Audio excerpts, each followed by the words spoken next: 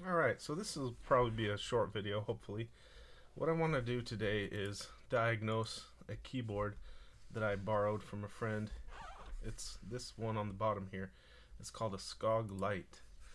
Now, I'll show the problem with this keyboard. The problem with this keyboard is there are certain keys that when you push them, it triggers the key you're pressing, but also another key triggers at the same time. So let me show what I'm talking about here. Let me pull up here this key tester. Whoops, that's not what I meant to do. So let me show you on the key tester what it's doing first, and then we'll start trying to figure out what might cause it. Sorry, I gotta resize this real quick here. That's not what I want. Okay, let's make it so we can see kind of what's going on. So here's the keyboard tester. So when I push some of the keys, when I close the circuit on some of these keys, they work fine. Like I'll do the bracket keys.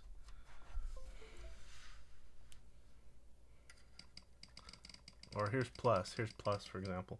But then backspace triggers both backspace and insert.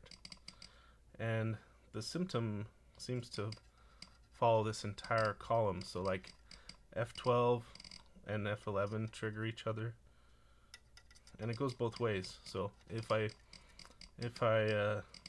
close a circuit with my tweezers on F11, F12 also registers, and if I do F12, F11 also registers. So like it follows down this entire column. Like, see, this backslash also triggers delete, and if I backspace triggers insert, not delete. Backslash triggers delete, and if I hit delete, that also triggers backslash. So that the nature of that seems fairly simple in that these two columns appear to be linked together.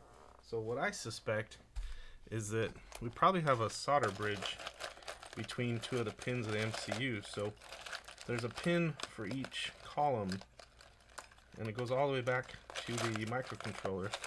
And if those microcontroller pins got bridged to each other by a little blob of solder, we could see this kind of behavior. So that's what I suspect is happening. So first of all, let's get this apart, and let's get a better working surface here. Let's get this desk mat out of the way. I'll take a quick look here. Need a key to undo this. Let's see. I think I got the right one. Gotta undo these 6 screws on the back.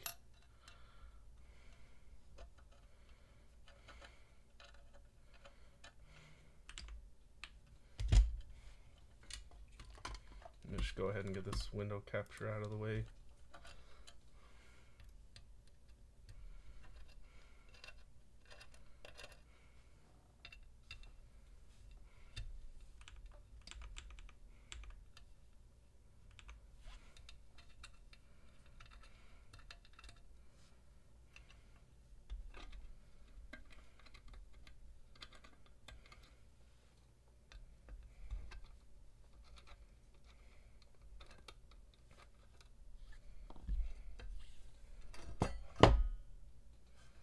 Okay. Well, let's just move the bezel out of the way for now.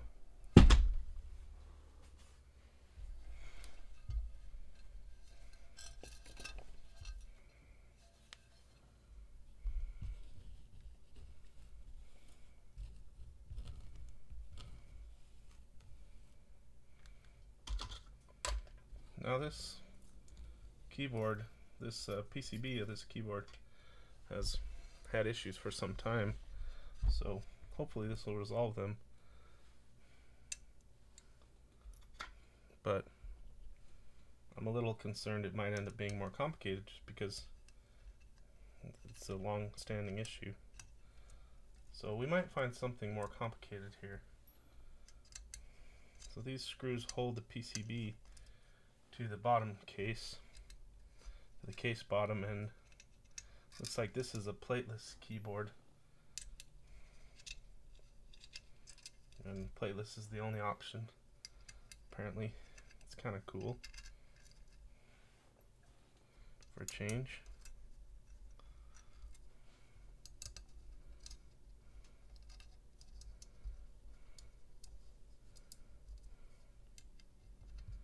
Let's get this stripped down just to the PCB here.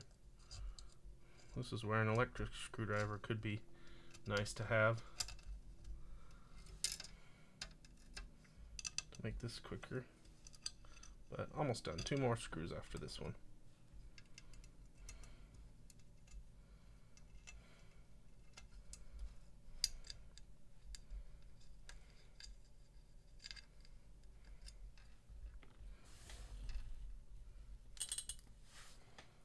Now let's see if we can't use the camera to zoom in and see the MCU pins clearly and look for a solder bridge, because that's my first suspicion. And if it's not that, then we'll keep looking. Alright.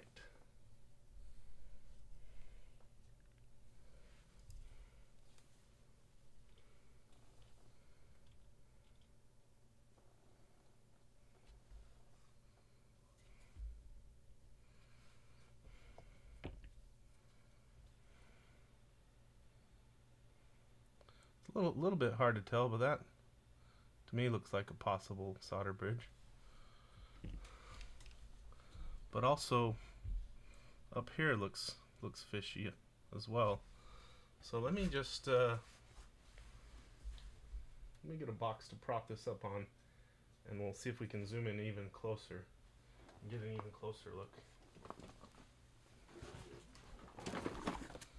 Because I'm not 100% sure what I'm seeing here. We need like practically microscope level of vision here.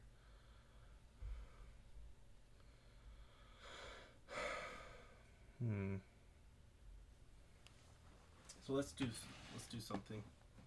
Let's get some flux on, because if it is a solder bridge, we'll need flux anyway to fix it. So let's start applying some flux, see if it makes it easier for us to see what's going on. Yeah, it's helping with some of the reflections.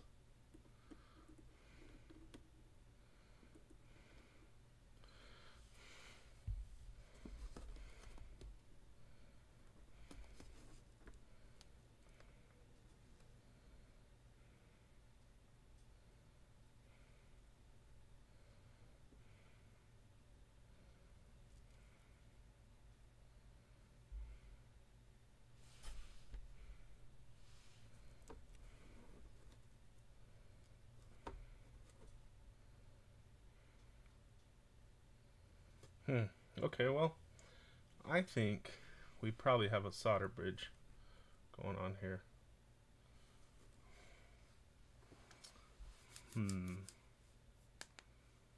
Let's see. Let me see if I can trace the column to the MCU pin and see which MCU pin it is.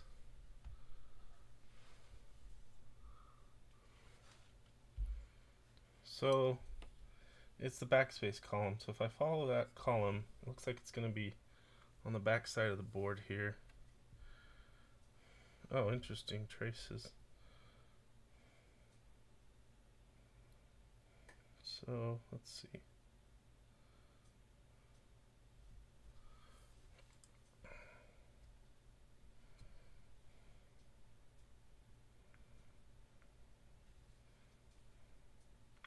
Yeah.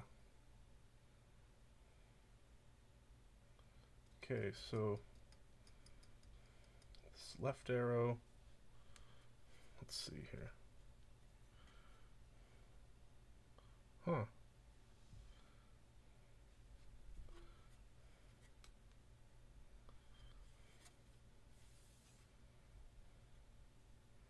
Okay. So this goes like this.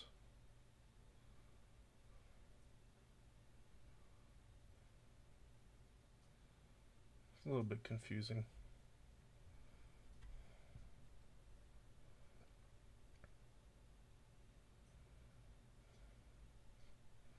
So that's the bottommost trace here.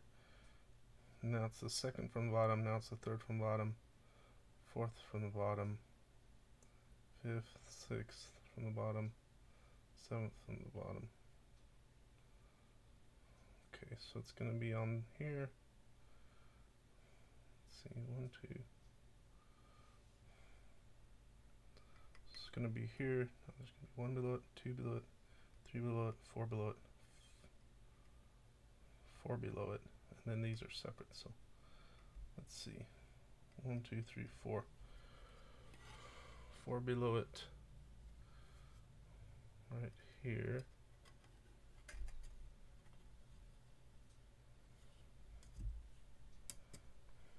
Okay, let's zoom in here.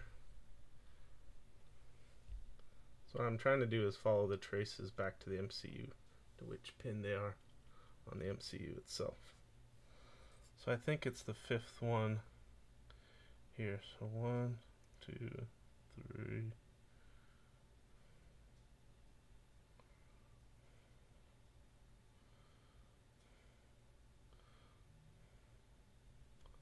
So I think it's here. I think it's this pin right here. So when we flip it, it's going to be leftmost on top.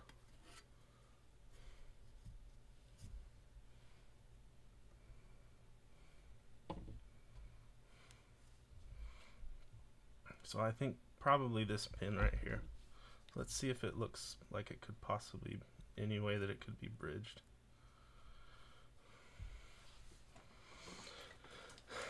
And because looks can be deceiving, so it's top left. Because looks can be deceiving, we'll also check it with a multimeter.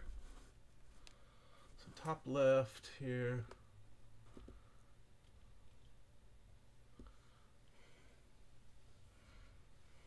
Get some flux. Well, that's really iffy to me, whether or not that's bridged. Let me see if I can tell with my multimeter.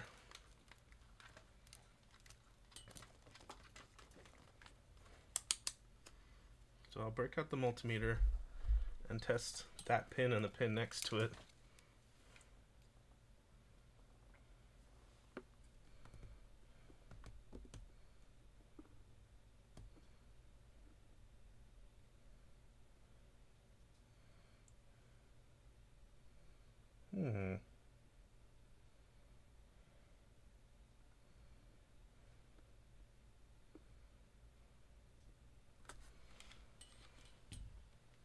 Don't appear to be bridged. Let me see if I've got the right pin. I'm going to test between this and the pin of the switch itself.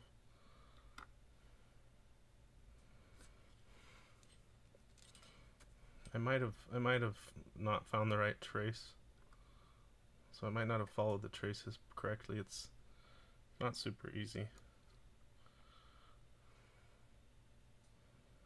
Okay, I think I followed the wrong trace, so let me find it another way. So second one, what I do have continuity is between so the second one from the left on top. Now let me try another check here. So up arrow and right shift were triggering together. So let me see if I have continuity between them when I shouldn't.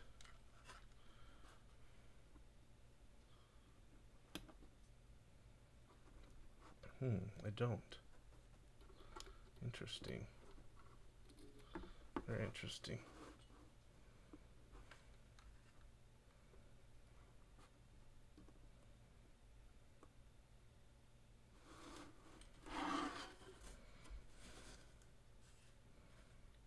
So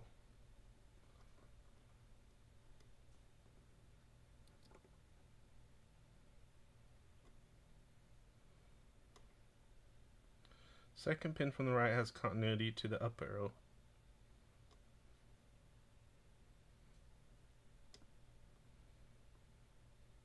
But the pins on each side of it do not have continuity to each other. So I'm going to revise my original guess and say that I don't think this is an issue of MCU pins being bridged to each other. So I think what we might actually have here, sounds crazy, but this board might actually be misprogrammed. Because the pins that are triggering the switches that are triggering at the same time, if it was a mechanical issue with the circuitry, I would expect to be able to see that reflected on the multimeter readings, and I'm not. Whoops.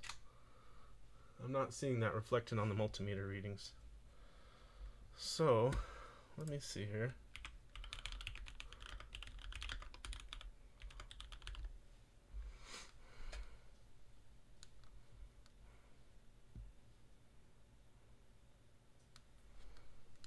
Let me grab the boot mapper client.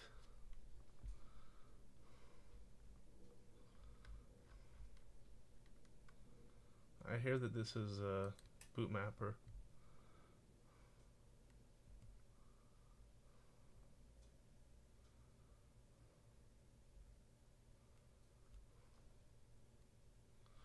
Percent, so it's percent.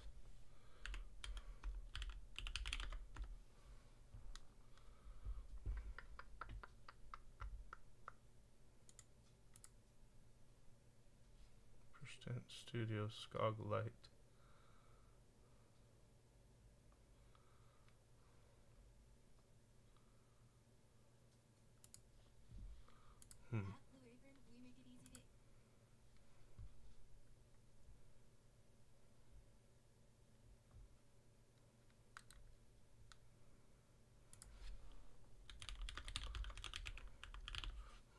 At least I heard that it used boot mapper.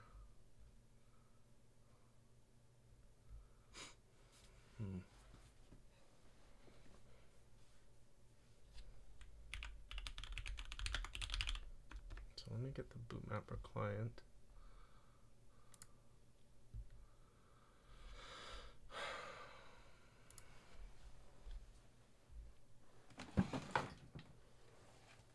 Okay, gonna need another set of tweezers here.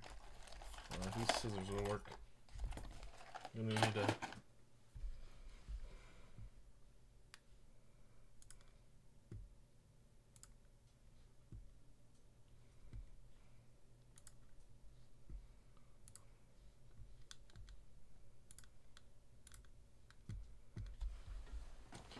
Okay, I'm just grabbing the boot mapper client here. I didn't have it before.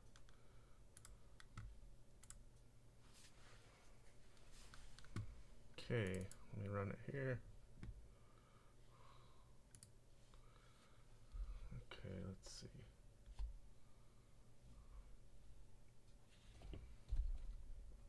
Let's connect this keyboard. Let me just wipe off if any of this flux is still wet. Just wipe it off.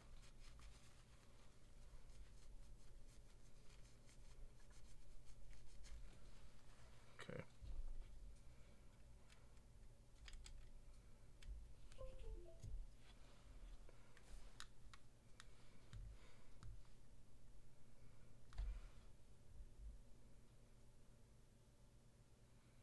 Now, usually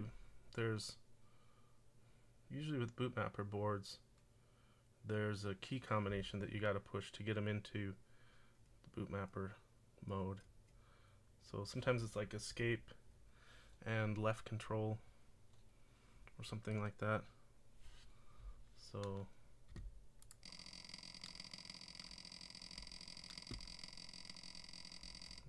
that. Let's try that first.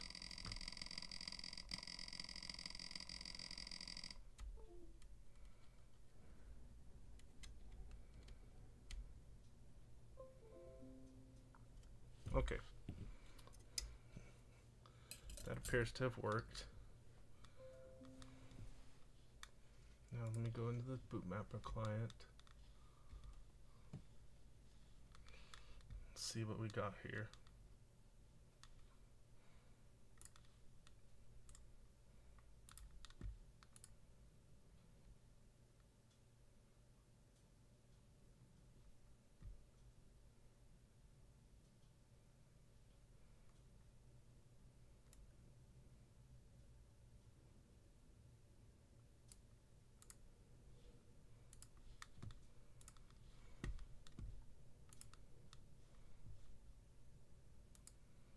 Let me see.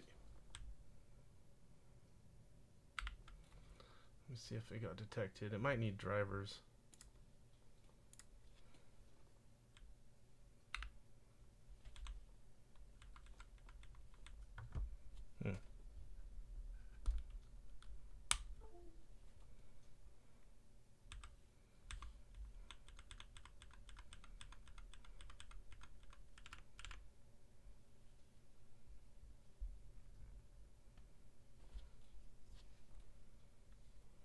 Oh.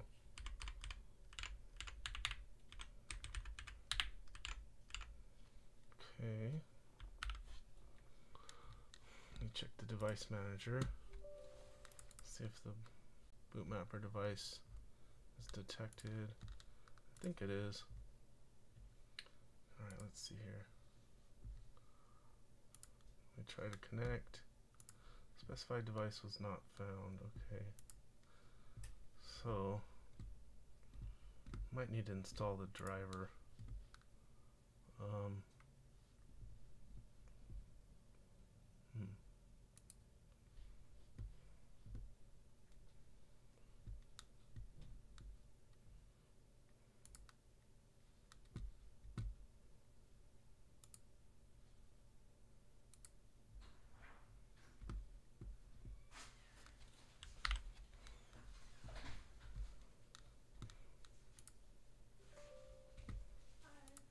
Hi.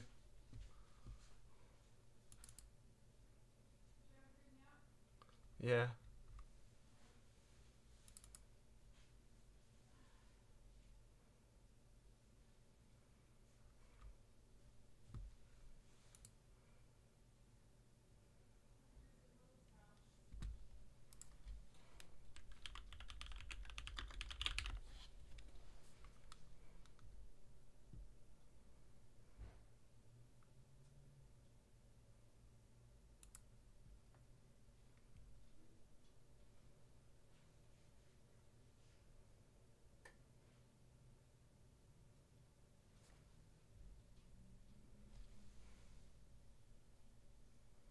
Mm.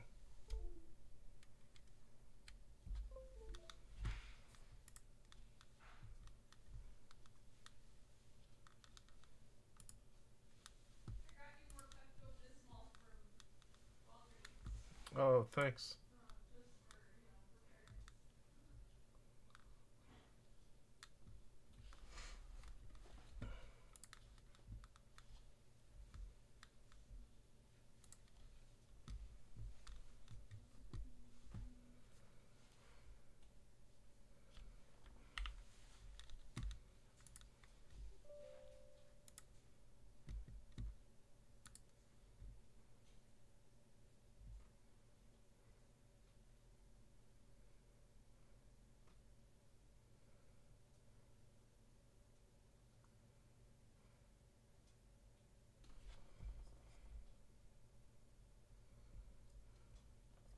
So I'm going to see what this is being identified. I'm going to connect this to my Linux box real quick.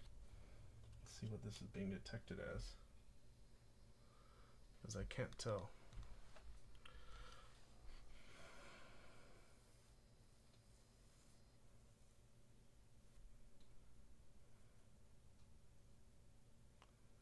I'm not sure if I'm dealing with bootmap right here, or if somebody flashed QMK on here, or what. So trying to figure that out.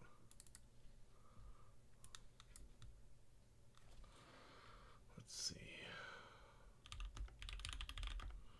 Let's see here.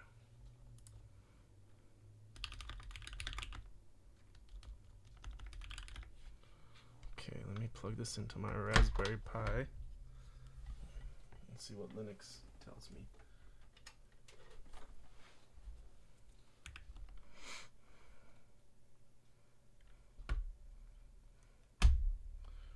Studios Skog Lite.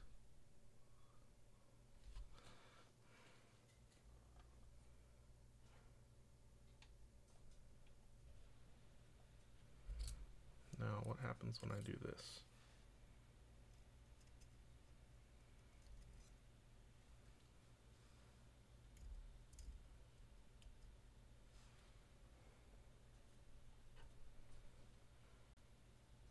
Okay. What did we get this time? Now it says HID boot. Radio MA901. HID boot.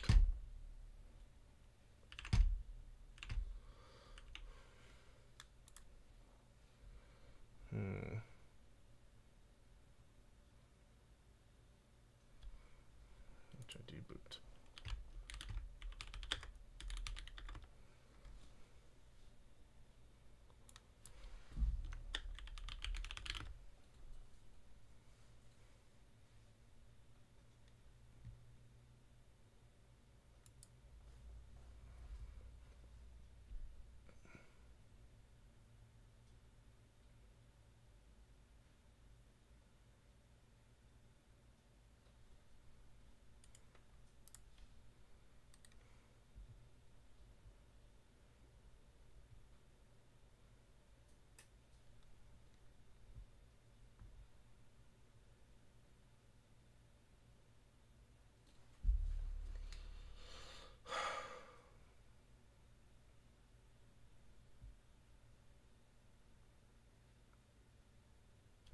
Let me see if QMK Toolbox detects it.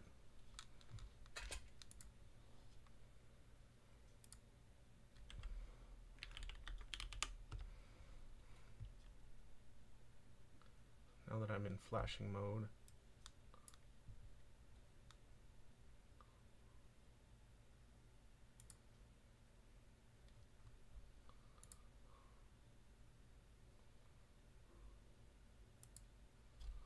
Okay, let's see.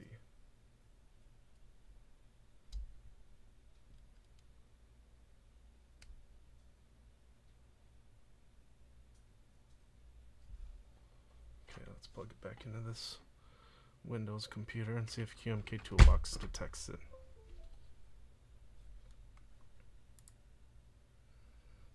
So I'm going to need to trigger the bootloader key here.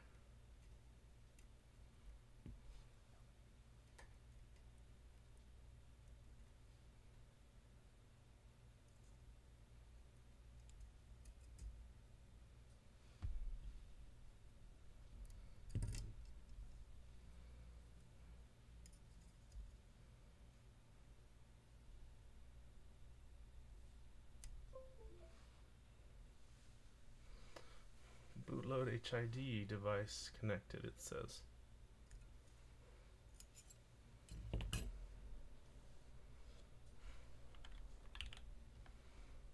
So maybe what I should do is flash QMK on there.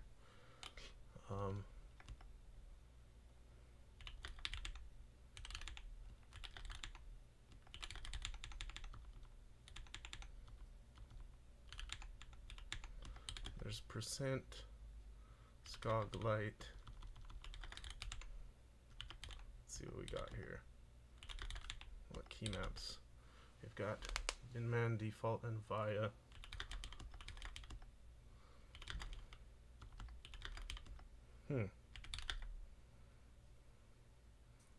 Percent Skog Lite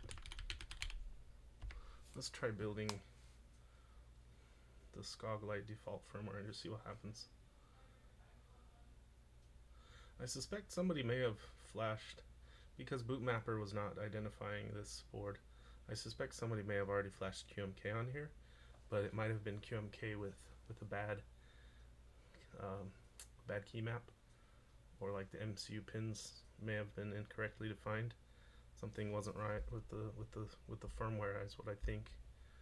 So I have here the latest pulled version of QMK firmware, so it should have hopefully the correct firmware. So let me just give that a try and see what happens. Just building real quick. Shouldn't take long. Maybe I should show the progress.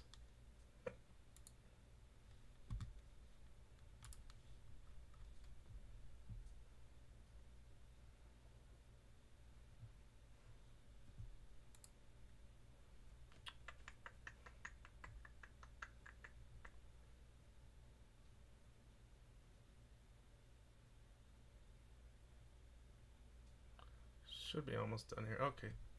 Percent Skog Lite default.hex. Alright. Let's find this here.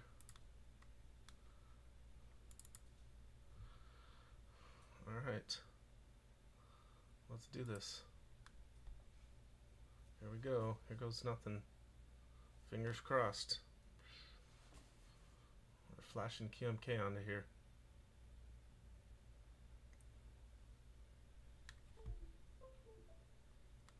Okay, something happened.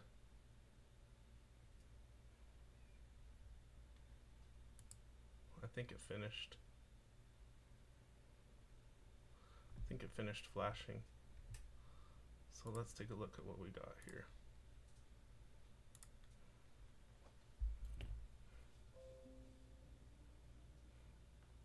Still says Skog Lite. Okay, device is ready to use, it says.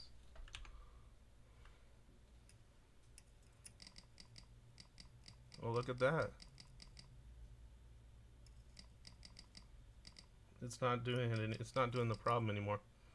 It's working correctly now. So, it was a software issue. Somebody had flashed a bad firmware to this board, and it works now. So there was no repair needed. Well, that's good news. Alright, well, thanks for watching. Hope you enjoyed it. I would say the takeaway from this is, if you think you have a problem with the PCB, question the firmware. Make sure it's not a problem with the code that was built and flashed to the board. Make sure that it's really not a software issue, because you never know. It might be. In this case, what we did, just to summarize, is we used the multimeter to verify whether or not this was a physical problem with the PCB by measuring the affected columns, measuring the resistance between the affected columns, which should have shown a short if it was a physical issue. But because it didn't, that is what told us that it was not a physical issue and that it was a problem with the firmware. And then, so we flashed the latest QMK firmware, and now it's working correctly. So, hope you enjoyed it, and we'll see you next time.